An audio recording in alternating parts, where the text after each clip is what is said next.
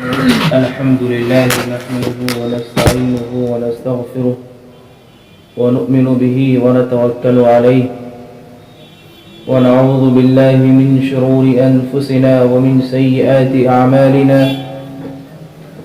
من يهده الله فلا مضل له ومن يضلله فلا هادي له ونشهد أن لا إله إلا الله وحده لا شريك له ونشهد أن سيدنا ومولانا محمدا عبده ورسوله صلى الله تبارك وتعالى عليه وعلى آله وأصحابه وبارك وسلم تسليما كثيرا كثيرا.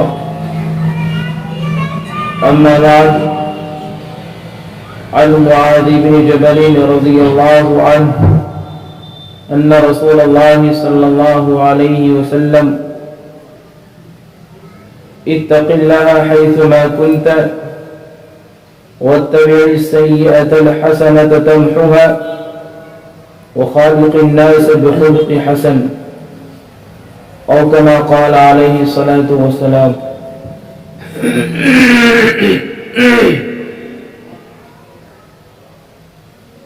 محترمہ خواتین،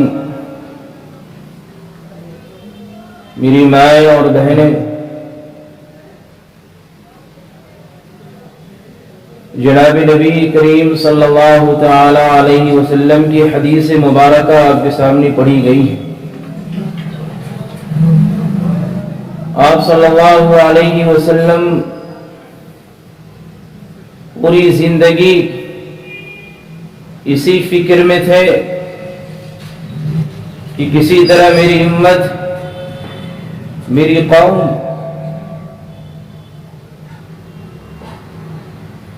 اللہ تعالی کو راضی کر لے، اللہ تعالی کی مرضیات پر چلے اور اللہ تعالی کی نامرضیات سے بچے، اللہ تعالی کو خوش کرنے والے کام کرے اور ناخوش کرنے والے کام سے بچے. وہ کام کرے جس سے اس کا رب راضی ہو، اور جس کام پر اللہ تعالی کی جانب سے انعامات کے وعدے ہیں، جب رب راضی ہوگا تو انشاءاللہ انعام بھی ملیں گے. اسی فکر میں ہمیشہ آپ صلی اللہ علیہ وسلم رہتے تھے. آپ کو ہمیشہ یہی غم ستاتا تھا، یہی قرآن رہتی تھی کہ کس طرح میری امت ایک خدا کو راضی کر لے، ایک خدا کی ہو جائے. جو حدیث آپ کے سامنے پڑھی ہے، اس حدیث کے اندر بھی سرور کونین علیہ الصلوۃ والسلام نے بڑی قیمتی باتیں بتائی عمل کرنے والوں کے لیے. جو عمل کرے اس کے لیے یہ باتیں انتہائی قیمتی ہیں، اور عمل نہ کرنے والوں کے لیے، جو عمل نہ کرے، جس کی نیت ہی نہ ہو عمل کرے، تو اس کے سامنے آپ لاکھ باتیں کہہ لیں، لاکھ حدیثیں سنا لیں، کوئی فائدہ نہیں. جناب نبی کریم صلی اللہ علیہ وسلم کا ارشاد ہے کہ اے لوگوں، تم جہاں کہیں بھی رہو اللہ تعالی سے ڈرتے رہو. جہاں کہیں بھی رہو، جس حال میں رہو، تنہائی میں رہو یا سب کے ساتھ رہو، خلوت میں رہو، جلوت میں رہو، ہمیشہ ہر حال میں اللہ رب العالمین سے ڈرو. تمہارے دل میں خدا کا خوف ہونا چاہیے، اور جب کوئی گناہ کرو تو اس کے فوراً بعد کوئی اچھا کام بھی کرو، کیونکہ اچھا کام کرنے کے بعد تمہارے گناہ مٹ جائیں گے. نیکی برائیوں کو مٹا دیتی ہے، اور لوگوں سے اچھے اخلاق سے ملو، بہترین اخلاق سے. الغرض اس حدیث کا نچوڑ یہ ہے کہ اس حدیث کے اندر جناب نبی کریم صلی اللہ علیہ وسلم نے قیامت تک آنے والے سارے انسانوں کو 3 باتوں کے اندر زندگی گزارنے کا طریقہ سکھلا دیا. قیامت تک آنے والے سارے انسانوں کے لیے یہ 3 باتیں ایسی اہم ہے کہ جو عمل کر لے تو دنیا کے اندر بھی وہ انسان کامیاب ہو جائے گا اور آخرت میں بھی کامیاب ہوگا. پہلی بات اتق اللہ حیثما کنت، کہ اللہ سے ڈرو جہاں بھی رہو، جس حال میں رہو۔ بحیثیت انسان ہم سارے کے سارے انسان، مرد ہو یا عورت ہو، بچے ہو یا بوڑھے ہو، جوان ہو یا کوئی اور ہو، اس کے ذہن و دماغ میں یہ بات آ جائے کہ ہمارا کوئی عمل، کوئی کام ایسا نہ ہو کہ جو اللہ تعالیٰ، جہاں پر اللہ کی نظر نہ ہو۔ ہمارے ہر کام پر، ہر عمل پر اللہ رب العالمین کی نظر ہے۔ اللہ ہمارے سارے کام کو دیکھ رہا ہے۔ جو باتیں ہمارے دلوں میں آتی ہیں اللہ اس سے بھی بخوبی واقف ہے۔ اللہ تعالیٰ سے کوئی چیز چھپی بھی نہیں ہے۔ اگر اللہ تعالیٰ سے کوئی چیز چھپی ہو تو پھر انسان سمجھ لے کہ ہم جو چاہے وہ کریں۔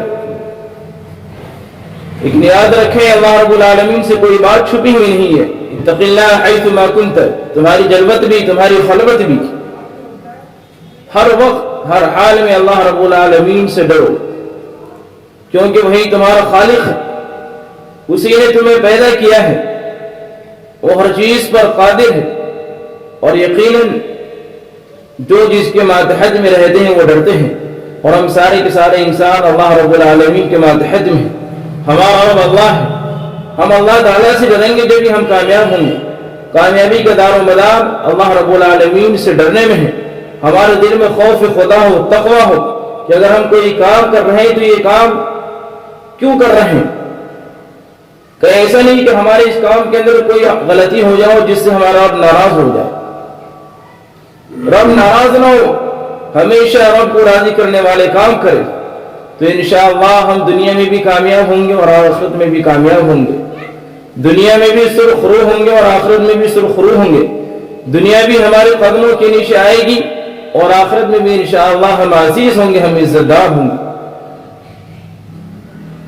انسان کوئی بھی عمل کر لے، عمل کرنے سے پہلے ضرور دھیان لگائے، کوئی گناہ کرنے سے پہلے ضرور سوچے کہ کیا میرے یہ گناہ اللہ رب العالمین سے مخفی پوشیدہ ہے؟ نہیں، وہ اللہ تو خود قرآن کریم میں ایک نہیں کئی مقام پر اللہ نے قرآن کریم میں حکم دیا، وَلَقَدْ وَصَّيْنَا الَّذِينَ أُوتُوا الْكِتَابَ مِنْ قَبْلِكُمْ وَإِيَّاكُمْ أَنِ اتَّقُوا اللَّهَ، کہ ہم نے اہل کتاب کو وصیت کی، اہل کتاب کو حکم دیا، تم سے پہلے بھی جتنے بھی اہل کتاب تھے ہم نے سب سے یہی کہا کہ تم اللہ تعالیٰ سے ڈرو، وَإِيَّاكُمْ أَنِ اتَّقُوا اللَّهَ، اللہ تعالیٰ سے ڈرو، تمہارے دل میں خوف خدا ہونا چاہیے۔ ایک ہی اور کئی مقام پر اللہ رب العالمین نے انسان کو مخاطب کر دے، فرمایا یا ایھا الناس اتقوا ربکم، کہ اے لوگو تم اپنے رب سے ڈرو، اپنے رب سے ڈرو اور اس دن سے ڈرو، وَاخْشَوْا يَوْمًا لَا يَجْزِي وَالِدٌ عَنْ وَلَدِهِ، اس دن سے بھی ڈرو یعنی قیامت کے دن سے، کہ جس دن نہ والد اولاد کے کام آئیں گے، نہ اولاد والد کے کام آئے گی، نہ باپ اپنے بچے کے کام آئے گا، نہ بچے باپ کے کام آئیں گے، کوئی کسی کا کام نہیں آئے گا۔ اور ان وعد اللہ حق، یقیناً اللہ تعالیٰ کا وعدہ برحق، کیا وعدہ برحق ہے کہ قیامت ضرور قائم ہو کر کے رہے گی، اور تمہیں دنیاوی زندگی دھوکے میں نہ ڈال دے۔ فلا تغرنکم الحیاۃ الدنیا ولا یغرنکم باللہ الغرور، کہ تمہیں دنیاوی زندگی دھوکے میں نہ ڈال دے اور اللہ رب العالمین سے دھوکے میں نہ ڈال دے۔ ہر مقام پر، کئی مقام پر اللہ نے قرآن کریم میں فرمایا یا ایھا الذین آمنوا اتقوا اللہ، کہ ایمان والو اللہ تعالیٰ سے ڈرو جیسا کہ اسے ڈرنے کا حق ہے۔ اتقوا اللہ حق تقاتہ ولا تموتن الا وانتم مسلمون، اور تم اللہ سے ڈرو گے تو تمہاری موت ایمان کی حالت میں ہی آئے گی۔ کئی اللہ نے فرمایا یا ایھا الذین آمنوا اتقوا اللہ ولتنظر نفس ما قدمت لغد، کہ ایمان والو اللہ تعالیٰ سے ڈرو اور آگے کے لیے کچھ اچھے کام کر جاؤ۔ آگے کے لیے کب؟ قیامت کے دن کے لیے کوئی نیک عمل کر جاؤ جو نیک عمل تمہارے کام میں آ جائے۔ نیک عمل کرو، زندگی میں ہمیشہ نیک کام کرو۔ اگر نیک کام کرو گے تو دنیا میں کامیابی ملے گی اور آخرت میں بھی کامیابی ملے گی۔ تو میری ماں اور بہنوں، یہ قرآن کریم کی آیات ہے۔ احادیث کے اندر بے شمار حدیثیں ایسی ہیں جس میں اللہ تعالیٰ سے ڈرنے کا حکم دیا گیا ہے کہ اللہ سے ڈرو، اللہ سے ڈرو۔ اللہ کے اختیار میں سب کچھ ہے، اللہ کے بس سے کوئی چیز باہر نہیں۔ یعلم خائنۃ الاعین وما تخفی الصدور، کہ تمہاری آنکھیں جو خیانت کر دی اللہ اس سے بھی بخوبی واقف ہے، اور جو کچھ تمہارے دل میں مخفی ہے، جو چیزیں چھپی ہوئی اللہ اس سے بھی بخوبی واقف ہے۔ اللہ سے کوئی چیز چھپی ہوئی نہیں۔ پھر اس کے بعد جناب نبی کریم صلی اللہ علیہ وسلم نے ایک دوسری چیز کا تذکرہ فرمایا۔ پہلی چیز اتق اللہ حیثما کنت، جہاں کہیں بھی رہو اللہ تعالیٰ سے ڈرو۔ پھر آپ نے فرمایا واتبع السیئات الحسنۃ تمحوها، کہ اگر گناہ ہو جائے تو گناہ ہونے کے بعد فوراً کوئی نیک کام کر لو، فوراً نیکی کر لو۔ قرآن کریم کی آیت بھی ان الحسنات یذہبن السیئات، کہ بے شک نیکیاں برائیوں کو مٹا دیتی ہیں۔ ہم اور آپ انسان ہیں، اور انسان ہونے کے ناطے غلطی ہو سکتی ہے ہر شخص، کوئی شخص معصوم نہیں سوائے انبیاء اکرام علیہم الصلوۃ والسلام۔ کوئی شخص دعویٰ نہیں کر سکتا کہ ہم گناہ نہیں کرتے ہیں، نہ کوئی بڑے سے بڑے پیر، نہ ولی، نہ کسی قطب کو یہ حق ہے کہ وہ دعویٰ کرے کہ مجھ سے غلطی نہیں ہوتی ہے، اور میں غلطی نہیں کر سکتا ہوں، میں گناہ نہیں کر سکتا ہوں۔ یقیناً انسان ہونے کے ناطے ہم سے غلطیاں بھی ہوتی ہیں، گناہ بھی ہوتے ہیں۔ دن و رات میں نہ جانے ہم اور آپ کتنے گناہ کا ڈال دیں اور ہمیں پتہ بھی نہیں چلتا ہے۔ بے شمار ایسے گناہ ہیں کہ جسے ہم گناہ ہی نہیں سمجھتے ہیں، اور ہم اس گناہ میں خوب ملوث ہیں، دن و رات اس گناہ میں ملوث ہیں، اور ہمیں پتہ نہیں کہ اس گناہ پر اللہ تعالیٰ کی جانب سے کیا کیا سزائیں مقرر ہیں، اللہ تعالیٰ نے کیا کیا وعیدیں سنائی ہیں، ہمیں معلوم نہیں، اور ہم اس گناہ کو خوب کر رہے ہیں، جسے ہم اور آپ گناہ بے لذت کہتے ہیں کہ اس گناہ میں کوئی مزہ نہیں۔ بے لذت گناہ ہم اور آپ کیے جا رہے ہیں، جھوٹ کا گناہ، غیبت کا گناہ، چغلی کا گناہ۔ جھوٹ میں نہ کوئی مزہ ہے نہ کوئی لذت ہے، چغلی میں نہ کوئی مزہ ہے نہ لذت ہے، غیبت میں نہ کوئی مزہ ہے نہ لذت ہے، لیکن یہ وہ گناہ ہے جو گناہ کبیرہ اور بغیر توبہ کے معاف نہیں ہوتے ہیں، جنہیں اکبر الکبائر کہا گیا، بڑے بڑے گناہ جن پر اللہ تعالیٰ کی جانب سے وعیدیں آئی ہیں کہ جھوٹ بولنا، چغلی کرنا، غیبت کرنا۔ حدیث ہے لا يدخل الجنة قاتل، لا يدخل الجنة خب ولا بخیل ولا منان، کہ چغلی کرنے والا، دھوکہ دینے والا، احسان جتلانے والا، یہ ویسے لوگ ہیں جو کبھی جنت میں داخل نہیں ہوں گے، ان کے لیے جنت حرام ہے، ان پر جنت حرام ہے۔ یہ لوگ اللہ تعالیٰ کو ناراض کرنے والے کام کر رہے ہیں۔ ہمیں ہر موقع پر جب ہم کوئی گناہ کرے فوراً ہمارے دل میں خدا کا خوف ہونا چاہیے، فوراً ہمارے ذہنوں میں اللہ رب العالمین کی ذات اور صفات ہمارے ذہنوں میں آ جائے کہ ہاں اس گناہ کو دیکھنے والا اللہ رب العالمین ہے۔ بے شمار اللہ کے بندے ایسے جو گناہ کرتے ہیں، گناہ کرنے کے بعد توبہ کر لیتے ہیں، اللہ تعالیٰ کے نزدیک وہی لوگ قابل مبارکباد ہیں، اللہ تعالیٰ کو وہی لوگ پسندیدہ ہیں جو گناہ کرنے کے بعد توبہ کر لیں۔ میری ماں اور بہنوں، اللہ تعالیٰ کی رحمت بے انتہا وسیع ہے، اللہ تعالیٰ بڑے غفور الرحیم ہیں، بڑے معاف کرنے والے ہیں۔ اللہ نے قرآن کریم میں وہ اللہ کے جو نیک بندے ہیں جنہیں عباد الرحمن کہا گیا کہ اللہ کے نیک بندے، ان کی صفتیں بیان کی گئی ہیں، ان کی خوبیوں کا تذکرہ ہوا ہے کہ اللہ کے نیک بندے وہ ہوتے ہیں کہ جن سے اگر کوئی گناہ ہو جائے تو توبہ کر لے۔ الا من تاب وآمن وعمل عملا صالحا فاولئک یبدل اللہ سیئاتہم حسنات وکان اللہ غفورا رحیما، کہ جو لوگ توبہ کر لے اور ایمان لے آئے اور اچھے عمل کرے تو اللہ تعالیٰ ان کے سیئات کو بدل دیتے ہیں حسنات سے، اور اللہ تعالیٰ بڑے غفور الرحیم۔ ایک حدیث میں التائب من الذنب کمن لا ذنب له، کہ گناہ ہو جانے کے بعد توبہ کرنے والا ایسا ہے کہ جیسا اس نے گناہ کیا ہی نہ۔ توبہ کرنے کی اس قدر فضیلت آئی ہے، اگر انسان سے دن میں ہزاروں گناہ ہو جائے، ہزار بار اللہ تعالیٰ سے توبہ کرے۔ میری ماں اور بہنوں، اللہ کے دربار میں بار بار جائے، بار بار غلطی ہو جائے اور بار بار غلطی پر نادم ہو جائے، پشیماں ہو جائے، شرمندہ ہو جائے۔ شرمانے کی بات نہیں کہ گناہ غلطی ہم کر رہے ہیں اور ہم اللہ سے معافی کیوں مانگے، نہیں، آپ بار بار غلطی پر معافی مانگے اللہ سے۔ اے اللہ مجھ سے غلطی ہو گئی، مجھے معاف کر دے۔ اے اللہ میں نے یہ فلاں کام کیا، مجھے معاف کر دے۔ اللہ میں نے فلاں کا دل دکھایا، اے اللہ میں نے فلاں کی برائی کی، اے اللہ میں نے فلاں کی شان میں گستاخی کی، اے اللہ میں نے نماز چھوڑ دی۔ ہم اور آپ عام طور سے کیا سمجھتے ہیں؟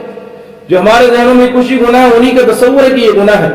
نماز چھوڑ دیا، نماز چھوڑنے کو گناہ سمجھتے ہیں، روزہ نہ رکھنے کو گناہ سمجھتے ہیں، اور لیکن جو اور گناہ ہے جنہیں ہم گناہ ہی نہیں سمجھتے ہیں، اور گناہ نہیں بلکہ وہ شرک کے قریب تک پہنچا لے جانے والے گناہ، شرک کے قریب لے جانے والے گناہ،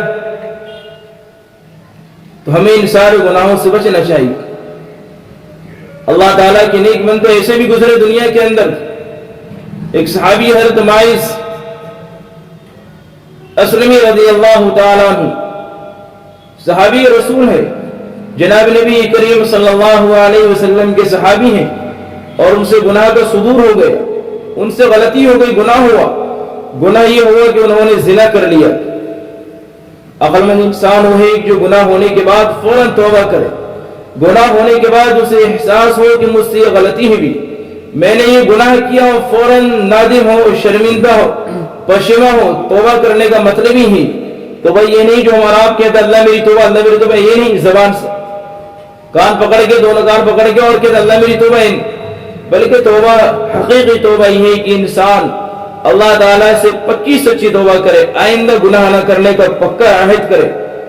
یہی توبہ کا اصل مقصد ہے، اصل مفہوم ہے کہ اللہ مجھ سے غلطی ہو گئی، اے اللہ میں تیرے سامنے شرمندہ ہوں، اور آنکھوں سے آنسو بہائے، اللہ تعالیٰ کے سامنے گڑ گڑائے، جس طرح ایک چھوٹے بچے اپنے ماں باپ کے سامنے گڑ گڑاتے ہیں، لپٹ کر کے۔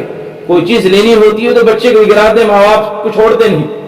ایسی اللہ تعالیٰ کے دربار میں اللہ تعالیٰ کے سامنے 2 رکعت نفل نماز پڑھے، توبہ کی نماز، صلاۃ التوبہ، اور نماز پڑھنے کے بعد اللہ تعالیٰ کے سامنے اپنے ہاتھ کو پھیلائے بھکاریوں کی طرح، اپنی جھولی کو پھیلا دے بھکاریوں کی طرح کہ اے اللہ ہم تیرے در کے بھکاری ہیں، اے اللہ ہم تیرے در کے سوانی ہیں، اے اللہ ہم تیرے در سے خالی نہیں جائیں گے، اے اللہ مجھ سے بہت بڑی غلطی ہوئی، اے اللہ بھول کر غلطی ہوئی، جان کر ہم نے غلطی کی، لیکن اے اللہ میں تیرے سامنے پکا عہد کرتی ہوں، یہ وعدہ کرے کہ اللہ میں آئندہ یہ گناہ نہ کروں گی، اے اللہ مجھے معاف کر دے، اللہ تو بہت رحیم ہے، غفور الرحیم ہے۔ میری ماں اور بہنوں تجربہ کر کے دیکھ لیں، یہ اللہ رب العالمین نے ایگریمنٹ لے رکھا ہے۔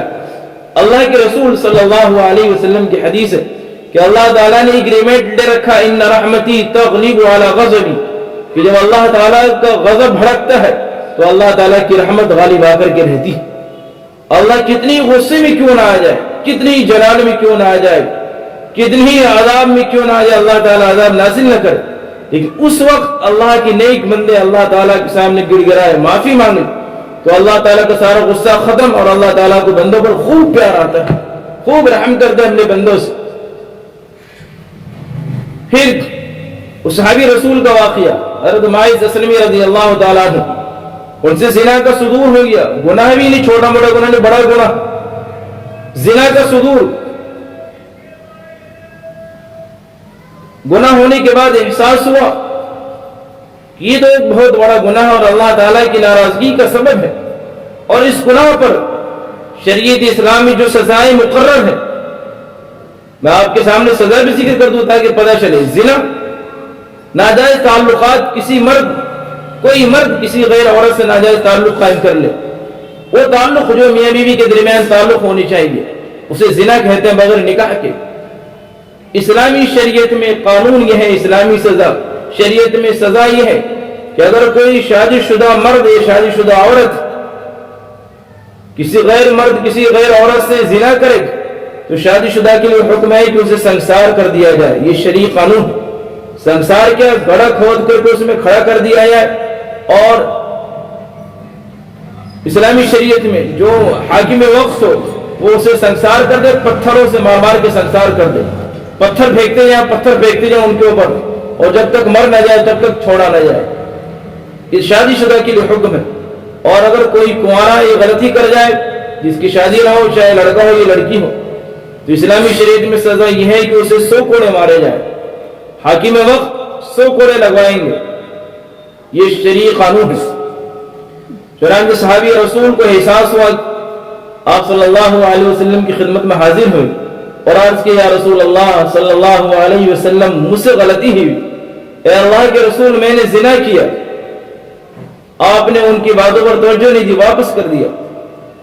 پھر دوبارہ آئے، دوسرے دن آئے، پھر دوسرے دن عرض کیا یا رسول اللہ صلی اللہ علیہ وسلم مجھ سے غلطی ہو گئی، میں نے زنا کیا، جو حکم آپ مجھ پر نافذ کرے، جو سزا ہو وہ سزا مجھے دیں۔ آپ نے پھر توجہ نہیں دی، واپس کر دیا۔ پھر تیسرے دن آیا یا رسول اللہ مجھ سے غلطی ہو گئی، مجھ سے زنا ہوا، جو سزا ہوا آپ مجھے وہ سزا دے۔ پھر حضور نے واپس کر دیا، حضور نے پھر واپس کر دیا۔ ذرا دیکھیں گناہ کرنے کے بعد ہم اور آپ کتنے گناہ کرتے ہیں اور ہم چھپا لیتے ہیں، لیکن اس صحابی کے دل میں خدا کا خوف آیا، اگر آج ہم نے دنیا میں چھپا لیا تو کل آخرت میں اللہ رب العالمین کے گناہ چھپنے والا نہیں ہے۔ پھر چوتھے روز آئے آپ صلی اللہ علیہ وسلم کی خدمت میں، یا رسول اللہ صلی اللہ علیہ وسلم مجھ سے غلطی ہو گئی، زنا ہوا۔ پھر آپ صلی اللہ علیہ وسلم نے چوتھے دن حکم دیا کہ انہیں رجم کر دیا جائے، سنسار کر دیا جائے۔ ایک مرد صحابی کا واقعہ ہے، اسی طرح کا واقعہ ایک عورت کے ساتھ ہی پیش آیا۔ غامدیہ نامی عورت ہے، وہ بھی صحابی ہیں اور ان سے بھی زنا کا صدور ہوا۔ صحابہ مرد بھی ویسے تھے اور عورتیں بھی ویسی تھی، ان کے دل میں خدا کا خوف تھا۔ میں نے آپ کے سامنے شروع میں ہی کہا تھا، انسان ہونے کے ناطے ہم سارے کے سارے انسان بشر ہے، اور بشر ہونے کے ناطے انسان سے غلطی ہو سکتی ہے اور ہوتی ہے۔ کوئی انسان دعویٰ نہیں کر سکتا کہ انسان ہو کے غلطی کرے، اور آپ کے ذہن میں بھی یہ بات نہ آئے، نہ میرے ذہن میں نہ آپ کے ذہن میں، کہ صحابہ سے اتنا بڑا گناہ، صحابہ سے اتنا بڑا گناہ۔ میری ماں اور بہنوں، یہ بات خدا کا نظام بھی ہے کہ تاکہ اس کے ذریعے جو سزائیں ہیں، جو اسلامی احکام، وہ احکام کیسے نافذ ہوں، ان احکام کا پتہ کیسے چلے، پریکٹیکل کیسے ہو۔ جس طرح نماز کا حکم اللہ نے قرآن میں دیا، اقیموا الصلاۃ وآتوا الزکاۃ، نماز قائم کرو، حکم دیا اللہ نے نماز قائم کرو۔ اب نماز قائم کرے، کیسے کرے، نماز کس طرح ادا کرے؟ جناب نبی کریم صلی اللہ علیہ وسلم نے صحابہ کرام کے سامنے نماز پڑھ کر ہی دکھلایا، پریکٹیکل کر کے۔ حج کا حکم ہوا، حج کریں، حج کیسے کریں، صرف بتا دینے سے نہیں بلکہ پریکٹیکل میں زندگی میں مشق کرا کر کے دکھلا دیا آپ صلی اللہ علیہ وسلم نے کہ حج اس طرح کیے جاتے ہیں، حج کی یہ ارکان ہیں، آپ ایسے حج ادا کریں۔ زکوٰۃ کے بارے میں حکم نازل ہوا کہ زکوٰۃ یہ ہے، لیکن زکوٰۃ کے احکام، زکوٰۃ کے مسائل، یہ جناب نبی کریم صلی اللہ علیہ وسلم نے امت کو سکھائے۔ یہ سارے مسائل ہر احکام کے اندر آپ دیکھیں گے صرف بتانے سے نہیں، پریکٹیکل میں زندگی میں کر کے دکھلایا۔ اگر یہی حکم نافذ ہوتا قرآن کریم میں اور اسلامی شریعت میں یہ حکم ہوتا کہ یہ سزا ہو، لیکن سزا کیسے نافذ کرے، تو یہ اللہ کا ایک نظام ہے کہ اللہ نے انسانوں کے ذریعے غلطیاں کروائی اور آپ صلی اللہ علیہ وسلم نے پھر اس کو نافذ کر دیا۔ تو یہ سوچیں کہ ایک ہمارے بڑوں سے ایک بھول ہوئی، غلطی ہوئی، اللہ کا نظام تھا اس نظام کے تحت۔ تو صحابیہ تھی غامدیہ نامی عورت، ان سے بھی یہ غلطی ہوئی، ان سے بھی زنا کا صدور ہوا، اور زنا کا صدور ہونے کے بعد حضور کی خدمت میں یا رسول اللہ صلی اللہ علیہ وسلم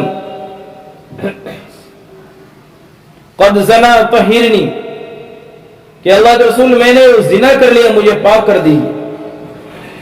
حضور نے پھر ان کی باتوں پہ توجہ نہیں دی۔ یہ دیکھیے جن کے دل میں اصل خوف خدا ہوگا وہ اپنے اوپر احکام کو نافذ کروا کے ہی رہیں گے۔ بعد پر حضور نے اس لیے واپس کر دیا ان صحابی رسول کبھی کہ ہو سکتا ہے کہ دماغی توازن ٹھیک ہو یا نہ ہو، لیکن نہیں۔ غامدیہ نامی عورت صحابی ہیں، پہلے دن آئی، حضور نے واپس کر دیا، حضور نے توجہ نہیں دی۔ پھر دوبارہ آئی، یا رسول اللہ صلی اللہ علیہ وسلم مجھ سے غلطی ہوئی، مجھ سے زنا کا صدور ہو گیا، مجھے پاک کر دیجیے، مجھے پاک کر دیجیے۔ حضور نے پھر توجہ نہیں دی۔ پھر تیسری بار آئی، یا رسول اللہ مجھے زنا کا صدور ہوا مجھ سے، مجھے پاک کر دیجیے، اور میں حمل سے میں پریگننٹ ہوں، مجھے پاک کر دیجیے۔ اللہ کے رسول صلی اللہ علیہ وسلم نے فرمایا ٹھیک ہے، جاؤ تم بچی کی پیدائش کے بعد آنا، بچی کی پیدائش کے بعد آنا۔ جب بچی کی پیدائش ہو جائے، پھر بچی کی پیدائش ہونے کے بعد پھر آئی رسول اللہ صلی اللہ علیہ وسلم، بچی کی پیدائش ہو گئی، اب مجھے پاک کر دی۔ حضور نے فرمایا نہیں، جاؤ اس کی پرورش کرو، پھر بچہ اس لائق ہو جائے، کھانے کے لائق ہو جائے، پھر لے کر کے آنا۔ پھر بچہ اس کی پرورش کی انہوں نے، اور بچہ اس لائق ہو گیا جو اس کے ہاتھ میں جب کھانے کے لائق ہو گیا تو وہ بچے کو لے کر کے حضور کی خدمت میں، اور اس بچے کے ہاتھ میں روٹی کا ٹکڑا، یا رسول اللہ صلی اللہ علیہ وسلم یہ بچہ اس لائق ہو گیا ہے کہ اب یہ روٹی کا ٹکڑا کھانے لگا، اب مجھے پاک کر دیجیے۔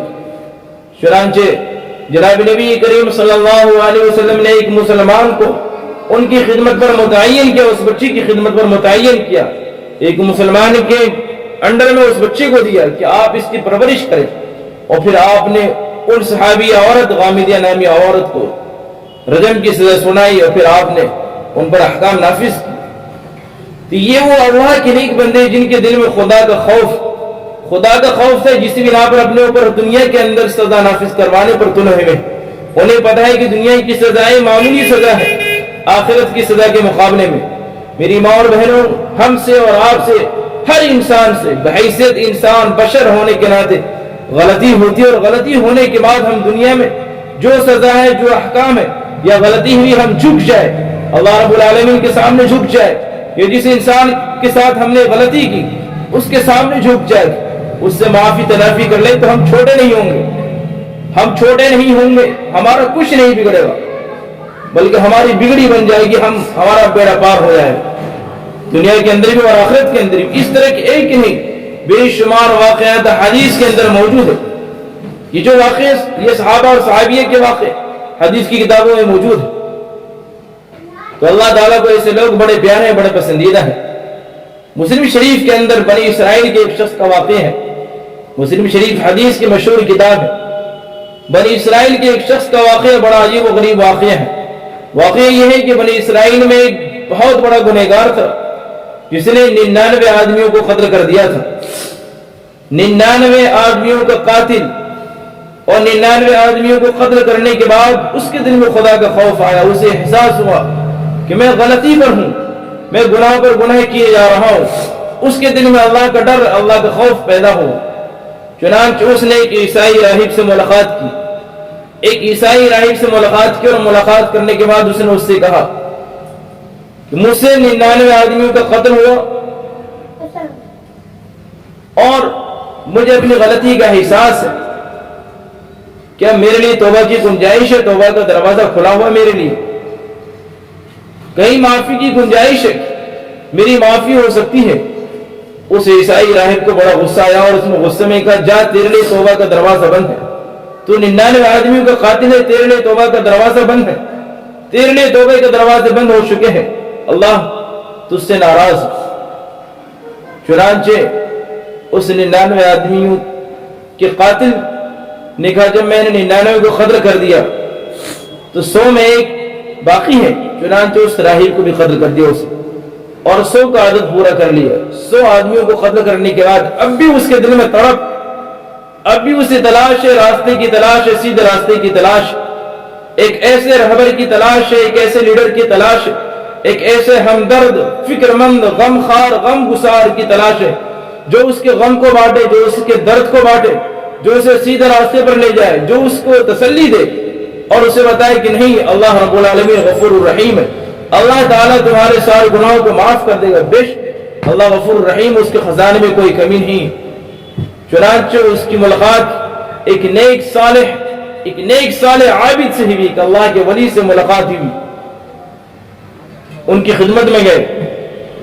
ان کی خدمت میں جانے کے بعد بنی اسرائیل کا یہ نوجوان اس نیک صالح عابد کی خدمت میں جانے کے بعد اس سے عرض کیا کہ میں نے اب تک 100 آدمیوں کو قتل کر ڈالا، میں 100 آدمیوں کا قاتل ہوں، کیا میرے لیے معافی کی کوئی گنجائش ہے؟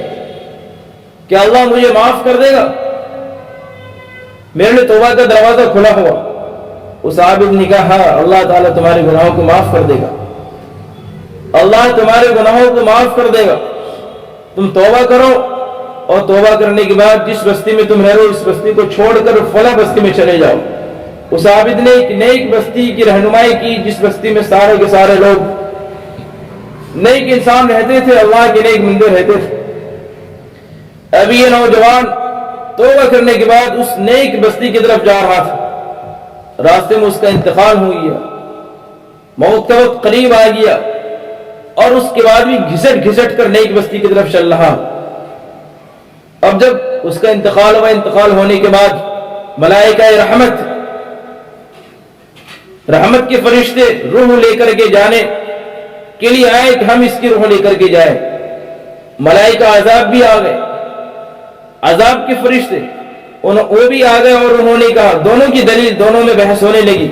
मलाइका रहमत की दलील ये थी कि ये इंसान गुनाहों से तौबा करके नेक बस्ती की तरफ जा रहा है और इसने एक अच्छा अमल किया। और मलाइका अजाब की दलील ये थी कि ये इंसान उस आदमियों का कातिल है और अभी नेक बस्ती की तरफ नहीं गया। चुनांचे दोनों मलाइका रहमत और मलाइका अजाब में बहस हो रही। अल्लाह ताला ने तीसरे फरिश्ते को इंसानी शक्ल में भेजा और उस फरिश्ते को भेजने के बाद उस फरिश्ते ने फैसला किया कि आप जमीन की पैमाइश करें, जमीन को नापे कि ये इंसान किस बस्ती के करीब है।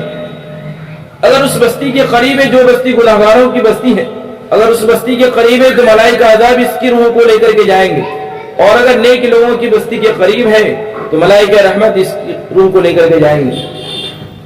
चुनांचे जब जमीन की पैमाइश की गई, जब जमीन की पैमाइश की गई, नापी गई, तो जो नेक बस्ती थी, नेक बस्ती के करीब उसकी जहां उसकी मौत थी भी वहां से नेक बस्ती करीब थी। चुनांचे मलाइका रहमत उसकी रूह को लेकर के चलेगा आसमान पर। तो मेरी माँ और बहनों जरा सोचे, अल्लाह ताला कितना गफूर, कितना रहीम है। सो आदमी को कत्ल करने के बाद भी अल्लाह ताला माफ करने के लिए तैयार है। खुद कुरान करीम में अल्लाह ने इंसानों से मुखातब करके फरमाया, या इबादियल्लज़ीना असरफू अला अनफुसिहिम ला तक़नतू मिन रहमतिल्लाह, कि ए मेरे बंदो तुम अपनी जानों पर जुल्म न करो और मेरी रहमत से मायूस ना उम्मीद न हो। इन्नल्लाह यग़फ़िरु ज़ुनूब जमीआ इन्नहु हुवल गफ़ूरुर रहीम, कि बेशक अल्लाह ताला तुम्हारे सारे के सारे तमाम गुनाहों को माफ कर देगा, वो बहुत बड़ा गफूर रहीम है।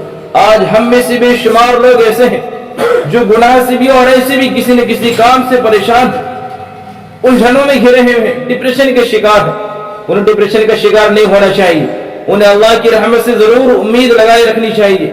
मायूसी, हमारा मजहब हमें मायूस होना नहीं सिखाता है। हमारा मजहब हर जगह हमें उम्मीद की किरण दिखला रहा है कि उम्मीद की डोरी को न छोड़ो, अल्लाह ताला की जात से उम्मीद लगाए बैठो, लो लगाए बैठो। अल्लाह ताला तुम्हें कहीं छोड़ने वाला नहीं। तुम अल्लाह ताला से ताल्लुक कायम कर लो, अल्लाह ताला से ताल्लुक कायम कर लो। जिंदगी इसका नाम नहीं है कि तुम जिंदगी से परेशान हो जाओ, तंग हो जाओ, हार जाओ और मौत को गले लगा लो, मौत को दावत दे लो। बेशुमार लोग डिप्रेशन का शिकार हो जाते हैं और मौत को गले लगा लेते हैं घरेलू परेशानी को देख करके। बाद मर्द भी घरेलू टेंशन में आकर के मौत को दावत दे देते हैं, बाद औरतें भी घरेलू परेशानी होकर के मौत को दावत दे देती है।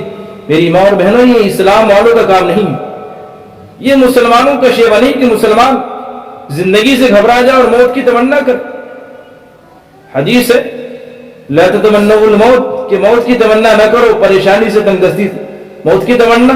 अब ये मौत की तमन्ना क्यों न करें? मौत की तमन्ना अल्लाह की ज़ियारत के लिए, अल्लाह से मिलने के शौक में तो ठीक है, लेकिन तंगदस्ती से, परेशानी से, जिंदगी के उलझनों से, लड़ाई झगड़ों से और इधर उधर की बातों से परेशान होकर के इंसान सोचे कि हम मौत को दावत दे रहे हैं और हम चैन सुकून में रह जाए, ऐसा नहीं हो सकता है।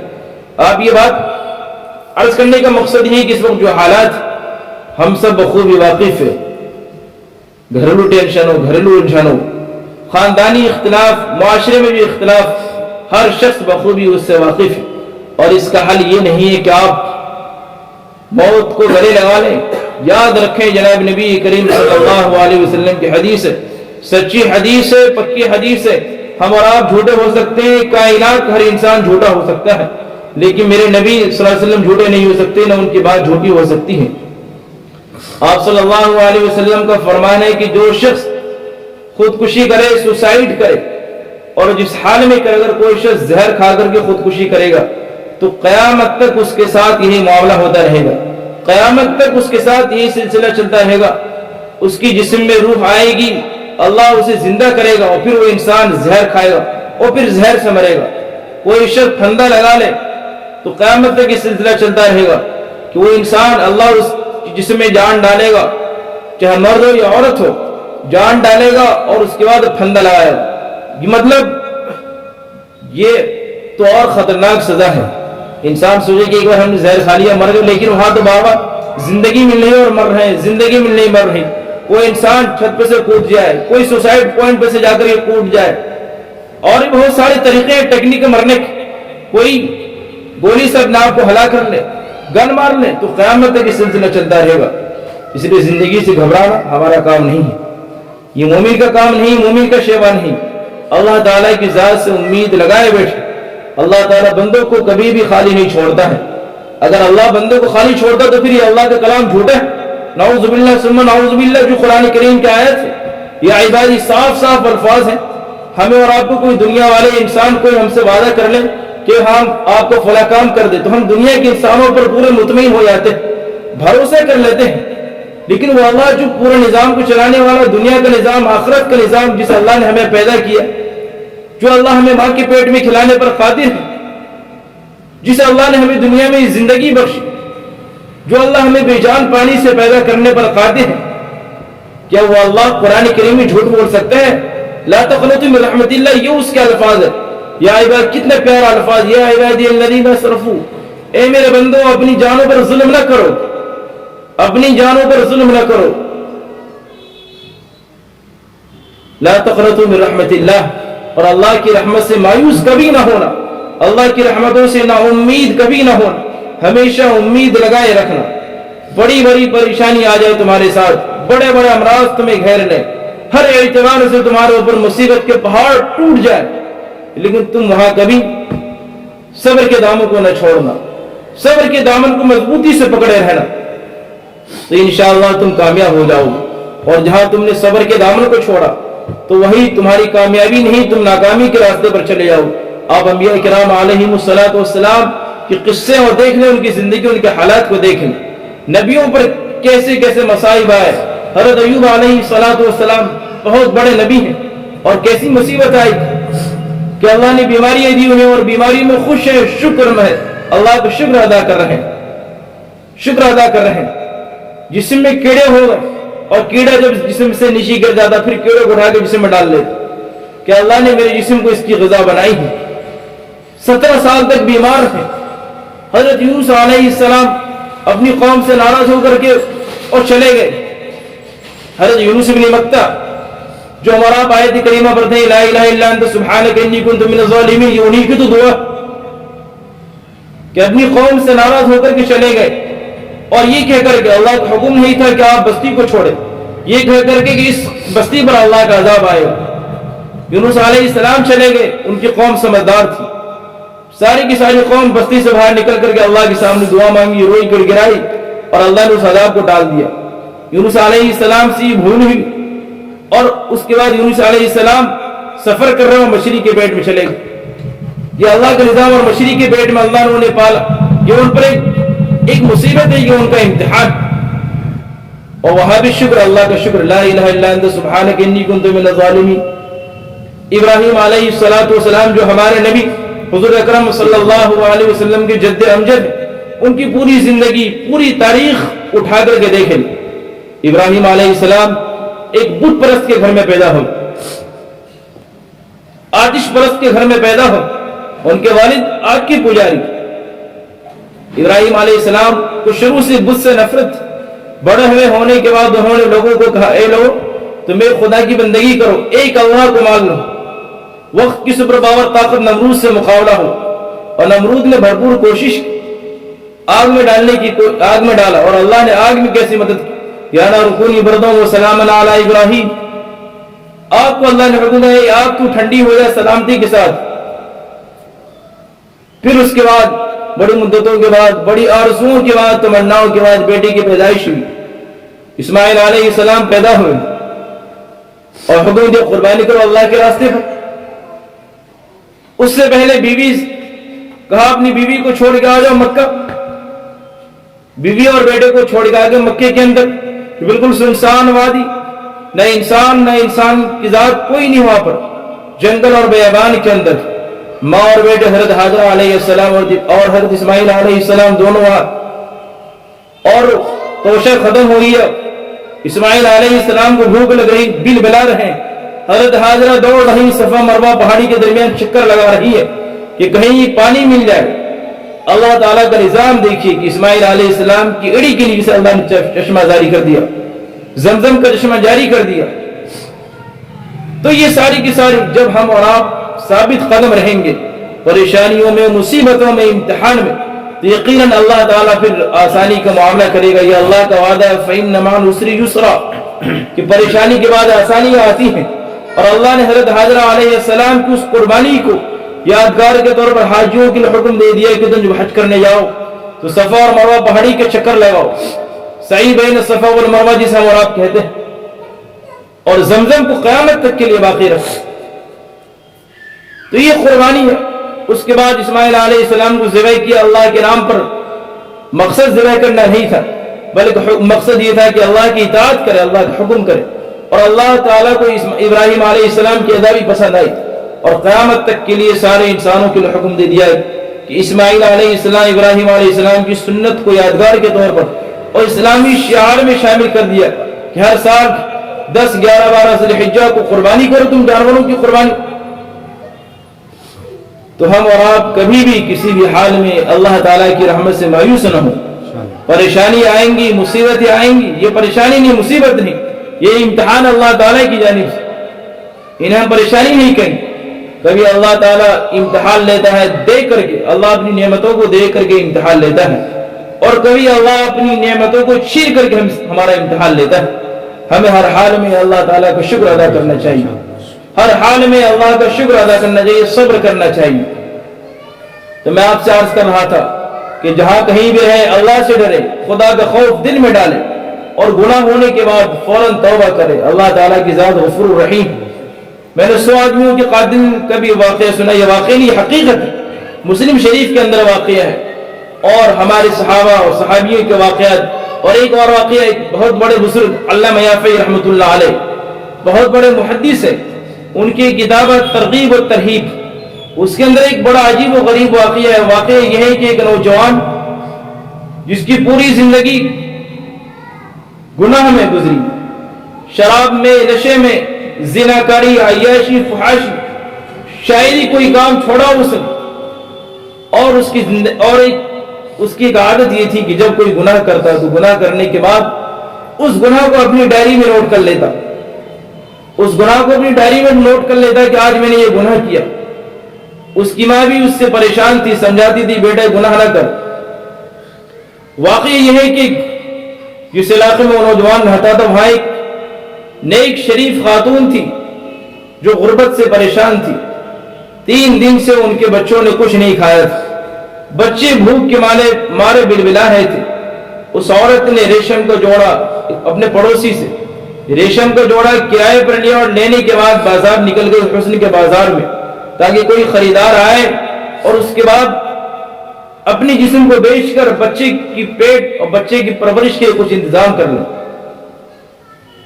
کہ نیک شریف خاتون عورت جب بازار نکلی، اس نوجوان نے اس کو بلایا، اور بلانے کے بعد زنا کی دعوت دی اس نوجوان نے. معاملہ طے ہو گیا.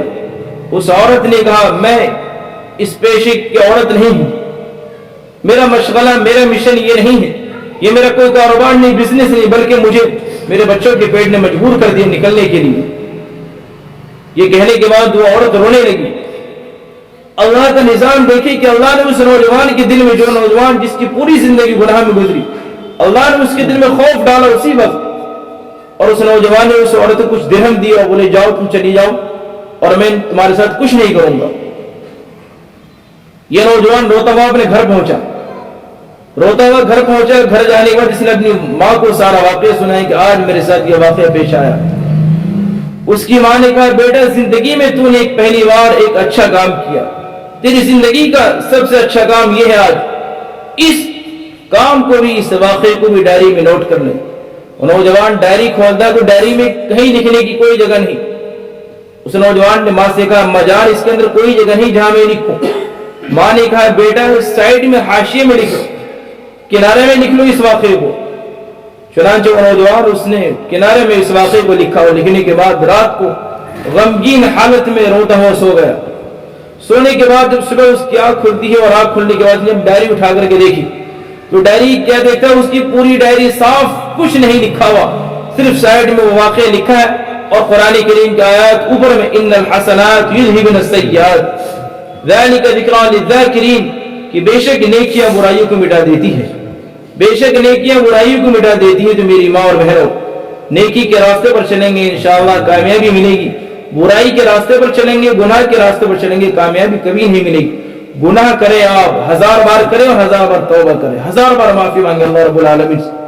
خود جناب نبی کریم صلی اللہ علیہ وسلم جنہیں اللہ نے پروانے دیا غفر لہ ما تقدم من ذنبی، کہ آپ کے اگلے اور پچھلے سارے گناہ معاف، جن کا مقام فرشتوں سے بھی بڑھا ہوا ہے، جن کا مقام قرآن سے بھی افضل ہے، جن کا مقام کعبہ مکرمہ سے بھی افضل ہے، اللہ رب العالمین کا مقام، جنہیں اللہ نے پروانہ دیا کہ آپ ہر چیز سے معاف ہے، آپ سے کوئی گناہ نہیں، کوئی غلطی نہیں، آپ معصوم ہیں، نہ آپ سے خطا ہوئی نہ بھول ہوئی۔ اس نبی کے بارے میں آتا ہے کہ روزانہ دن میں 70 مرتبہ استغفار پڑھا کرتے تھے، 70 مرتبہ گناہوں سے معافی مانگتے تھے، حالانکہ غلطی نہیں کرتے۔ صحابہ پوچھا یا رسول اللہ ایسا کیوں؟ آپ تو بخشے بخشا ہیں۔ حضور نے کہا نہیں، کیا میں اللہ کا شکر ادا نہ کروں؟ کیا میں خدا کا شکر ادا نہ کروں؟ میری ماں اور بہن ہر نماز کے بعد جب بھی غلطی کرے توبہ کرے، اللہ مجھے معاف کر دے، اللہ مجھے معاف کر دے۔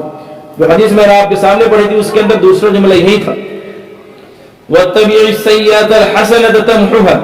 پہلا جملہ اتق اللہ حیثما کنت، کہ تم جہاں کہیں بھی رہو اللہ تعالیٰ سے ڈرتے رہو، جہاں کہیں بھی رہو، جس حال میں رہو، جس پوزیشن میں، جس کنڈیشن میں، اللہ سے چھپ نہیں سکتے، اللہ سے ڈرو۔ اور دوسرا عمل وَاتَّبِعِ السَّيِّئَةَ الْحَسَنَةَ تَمْحُهَا، کہ کوئی غلطی ہو جائے، برائی ہو جائے تو فوراً اس کے پیچھے نیکی کر لو۔ اور تیسری نصیحت جناب نبی کریم صلی اللہ علیہ وسلم نے قیامت تک آنے والے سارے انسانوں کی نصیحت کی، جس میں میرے لیے اور آپ کے لیے اور انسانوں کے لیے کامیابی رکھی گئی ہے، وَخَالِقِ النَّاسَ بِخُلْقِ حَسَنٍ، کہ لوگوں سے جب ملو، اللہ کے بندوں سے جب ملو، اللہ کی مخلوق سے جب ملو تو حسن اخلاق سے ملو، بہترین اخلاق، تمہارا اخلاق بہترین ہو، تمہارے اچھے اخلاق ہو، بہترین اخلاق انسان کو جنت میں لے جانے والا ہے، اور بدترین اخلاق، برے اخلاق انسان کو جہنم کی طرف لے جانے والے ہیں۔ ایک حدیث کے اندر آپ صلی اللہ علیہ وسلم نے فرمایا اتدرون ما اکثر ما يدخل الناس الجنہ تقوی اللہ وحسن الخلق، اکثر و بیشتر لوگ جو ان کے اعمال جنت میں لے جانے والے ہیں وہ تقوی اللہ، اللہ کا خوف ہے، اور حسن اخلاق، یہ دو عمل ایسے ہیں کہ اس کے ذریعے اکثر انسان جنت میں جائیں گے۔ اور اتدرون ما اکثر ما يدخل الناس النار الاجوفان الفم والفرج، اور اکثر و بیشتر لوگ جو جہنم میں ڈالے جائیں گے وہ دو چیزوں کے ذریعے سے، الفم والفرج، منہ کی ذریعے سے، منہ میں زبان ہے کہ زبان سے بد اخلاقی ہوتی ہے، زبان کے ذریعے ہم کسی کو برا بھلا کہتے ہیں، زبان کے ذریعے ہم کسی کا مذاق اڑاتے ہیں، زبان کے ذریعے ہم کسی کی شان میں گستاخی کرتے ہیں، زبان کے ذریعے ہم کسی کو لعن طعن کرتے ہیں۔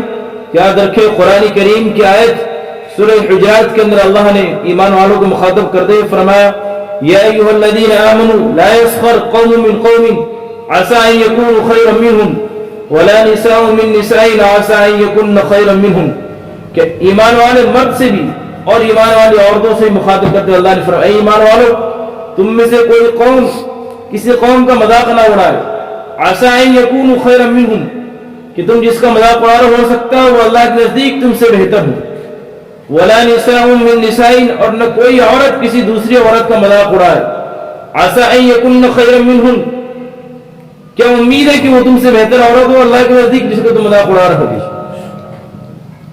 ولا تلمسوا انفسکم ولا تنابزوا بالالقاب، اور تم میں سے کوئی کسی پر الزام نہ لگائے، الزام تراشی نہ کرے، اور کسی کو برے القاب سے نہ پکارے۔ ہم اور آپ مائیں بہنیں اور بیٹیاں عموماً ایک دوسرے کو نیچے دکھانا چاہتی ہیں برے القاب سے، برے ناموں سے پکارتی ہیں، اس لیے ان سے ہمیں بچنا چاہیے، ان برے ناموں سے نہ پکارے، کسی کا نام نہ بگاڑے، کسی کا مذاق نہ اڑائے۔ یہ وہ اعمال ہے جس سے اللہ تعالیٰ بھی ناراض ہوتے ہیں، اللہ کے رسول بھی ناراض ہوتے ہیں، اور فرشتے بھی ناراض ہوتے ہیں، اور ہر شخص کی ناراضگی مول لینا کیا آپ کے اندر ہمت اللہ سے جیت پائیں گے آپ؟ ہم اور آپ جیت پائیں گے اللہ تعالیٰ سے؟ کہ ہمیں مرنا نہیں ہے، ہم ڈیٹ کی طرح بنے رہیں گے قیامت تک؟ کہ اس دنیا کو ہم ہی چلا رہے ہیں، آپ ہی چلا رہے ہیں؟ جب ہمیں مرنا ہے، ہمیں اور آپ کو اللہ نے مٹی سے پیدا کیا، پانی سے پیدا کیا، ذرا اپنی پیدائش میں غور و فکر کر ہر انسان، میں ہر شخص سے کہتا ہوں، چاہے مرد ہو یا عورت ہو، جو چاہتا ہو میری ناک بلند ہو، میری ناک اونچی ہو، جس کے دماغ میں غرور اور تکبر بھرا پڑا ہے، چاہے جس اعتبار سے کہ میں اسی خاندان کا ہوں یا حسب نسب کا ہوں یا مال و دولت کا نشہ ہو، وہ اپنی پیدائش میں غور و فکر کر اس کی پیدائش کس چیز سے ہوئی؟ ایک گندی چیز سے اللہ نے اسے پیدا کیا، پھر تکبر کس بات کا، حسب نسب کس بات کا، یہ ساری چیزیں دنیا میں ہی فنا ہو جائیں گی۔ جو چیز آپ کے ساتھ جائے گی وہ آپ کے اخلاق جائیں گے آپ کے ساتھ، آپ کے اعمال جائیں گے آپ کے ساتھ مرنے کے بعد، نہ کہ آپ کا خاندان آپ کے ساتھ جائے گا۔ آپ کے خاندان کے لوگ تو کندھے دینے کو بھی تیار نہیں ہوتے ہیں۔ آپ نے دیکھنے لاک ڈاؤن میں کتنے لوگ مرے، کتنے لوگ گئے، گھر والوں نے پوچھا تلک نہیں، لوارثوں کی طرف اس کی لاش کو دفنا دیا گیا۔ گھر والے کو اتنی فرصت نہیں کہ جو جنازے کی نماز پڑھ لے، جو آپ کے مرنے کے بعد قرآن پڑھ لے، اتنے بھی توفیق نہیں، اتنی بھی توفیق نہیں کہ قبرستان میں فاتحہ پڑھنے جا کر۔ حدیث کے اندر جناب نبی کریم صلی اللہ علیہ وسلم کی حدیث ہے کہ جب تم اپنے مردوں کو دفن کرو تو اتنی دیر وہاں پر ٹھہرو کہ جتنی دیر میں ایک اونٹ کو ذبح کر کے گوشت بنا لیے جائے، گوشت بنا لیا جائے، مطلب 2 سے 3 گھنٹے کا عمل اونٹ ذبح کرنے میں اور اس کی بوٹی بنانے میں۔ اور آپ دیکھ لیں، پوچھ لیں اپنے مردوں سے دفن کرنے کے بعد کتنی دیر میں آ جاتے ہیں ہم لوگ؟ کسی کے پاس اتنا وقت نہیں ہے کہ وہاں بیٹھ، تو پھر آپ کس بنا پر؟ یہ چیزیں کہاں سے آپ کی دماغ؟ اس لیے جو کچھ کرنا ہے آپ کو خود کرنا ہے، ہر شخص کو، مرد ہو یا عورت ہو، اپنی آخرت خود بنانی ہے، اپنا امتحان خود دینا ہے، امتحان میں خود لکھنا ہے، جس طرح امتحان میں کوئی ہیلپر نہیں، ایسے دنیا کی اس امتحان میں کوئی آپ کو معاون نہیں، کوئی آپ کا مددگار نہیں، آپ خود ہی سب کچھ کریں گے، خود ہی آپ کے اندر اچھے اعمال ہوں گے، اچھے اخلاق ہوں گے، آپ کا کردار اعلیٰ ہوگا، آپ اچھے ہوں گے تو دنیا کے سارے لوگ آپ کے ساتھ اچھے ہوں گے، اور اگر آپ برے ہوں گے تو دنیا کے سارے لوگ آپ کے ساتھ برے ہوں گے۔ تو یہ ساری چیزیں کل ملا کر آج کی اس حدیث کا نچوڑ اور خلاصہ یہ ہے کہ ہم جہاں کہیں بھی رہیں اللہ سے ڈریں، اللہ کا خوف ہمارے دل میں ہونا چاہیے، گناہ کرنے کے بعد ہم فوراً نیکی کریں اور توبہ کریں اللہ تعالیٰ سے، اور اللہ تعالیٰ کی ذات سے ہمیشہ امید لگائے بیٹھیں۔ حالات، گھریلو حالات، خاص طور سے اس وقت بے شمار لوگ گھریلو الجھنوں میں ہیں، مرد حضرات بھی اور ہماری ماں اور بہنیں بھی ہیں۔ عموماً یہ باتیں سامنے آتی ہے، بعض دفعہ مرد بالکل جاہل ہے، گوار بدتمیز قسم کے ہیں، الٹی کھوپڑی کے ہیں، اور بعض جگہ عورتوں کی طرف شکایت آتی ہے کہ بدتمیز، بد اخلاق۔ ہمیں دونوں کو چاہیے اپنے گھر بنانا ہے، مرد بھی اچھے سے اچھے رہیں، اچھے اخلاق کو اپنے اندر داخل کریں اور اپنے اندر خوبیوں کو پیدا کریں، اور عورتوں کو بھی چاہیے کہ اپنے اندر اپنی خوبیوں کو پیدا کریں۔ آپ کا گھر ہے، آپ کے اخلاق اچھے ہوں گے تو آپ کا گھر جنت کا گھر ہوگا، اور اگر آپ کے اخلاق بدتر ہوں گے تو آپ کا گھر جہنم کا گھر بن جائے گا، جہنم کا ایندھن بن جائے گا۔ اس لیے اپنے گھروں کو بہترین گھر بنانے کی کوشش کریں۔ اور تیسری خوبی کہ آپ اخلاق کو درست کریں، وخالق الناس بخلق حسن، اخلاق کو درست کریں، صرف گھر والوں کے ساتھ ہی نہیں، باہر والوں کے ساتھ بھی اپنے اخلاق کو درست کریں، گھر والوں کے ساتھ بھی، اعزاء و اقربا کے ساتھ، رشتہ داروں کے ساتھ، خاندان والوں کے ساتھ۔ دعا کریں اللہ تعالی ہم سب کو عمل کی توفیق عطا فرمائے۔ اللہ تعالی ہم نے جو کچھ کہا سنا ہے اس پر عمل کرنے کی توفیق دے، اور جو غلطی اللہ اسے معاف کرے اور پوری امت کے لیے دعا کریں۔ اب اگلا پروگرام 25 دسمبر کو ہمارے شمیم بھائی آگے مٹواری گلی میں، یہ 7 نمبر گلی میں شمیم بھائی اکاؤنٹنٹ صاحب کے مکان میں، اس سے پہلے بھی ہوا تھا پچھلے مہینے 27 نومبر کو۔ تو اگلا پروگرام 25 دسمبر بروز اتوار 2:30 بجے سے 3:30 بجے تک جناب شمیم حسن صاحب اکاؤنٹنٹ کے مکان پر ہوگا۔ آپ سبھی کی مستورات سے، ماؤں سے، بہنوں سے درخواست ہے کہ آپ سب وہاں پہنچیں اور اپنے ساتھ میں اور ماؤں کو، بیٹیوں کو لے کر کے آئے۔ اور آپ کے سامنے ایک اور گزارش ہے کہ ہماری مسجد شان مصطفیٰ میں دوپہر میں ظہر بعد 2 بجے سے لے کر 4 بجے تک مکتب کا نظم قائم ہے، جس میں چھوٹے بچے پڑھتے ہیں، بچے بھی اور بچیاں بھی۔ بچیاں ہوں جو 10 سال کی چھوٹی ہوں، 10 سال سے اوپر کی بچی نہیں، 10 سال کی چھوٹی بچی وہاں آ سکتی ہے پڑھنے کے لیے۔ تو آپ اپنے بچوں اور بچیوں دونوں کو وہاں بھیجیں. اور اسی طرح میں آپ کے سامنے ماؤں کے سامنے یہ بات بھی عرض کر دوں کہ آپ سب ذمہ دار ہیں. عشاء کی نماز کے بعد ہم نے بالغوں کا بھی نظم کیا ہے. آپ کے گھر میں جو آپ کے بیٹے یا آپ کے شوہر جنہوں نے قرآن نہیں پڑھا ہے، اگر آپ کی توجہ ہوئی تو انشاءاللہ آپ کے بیٹے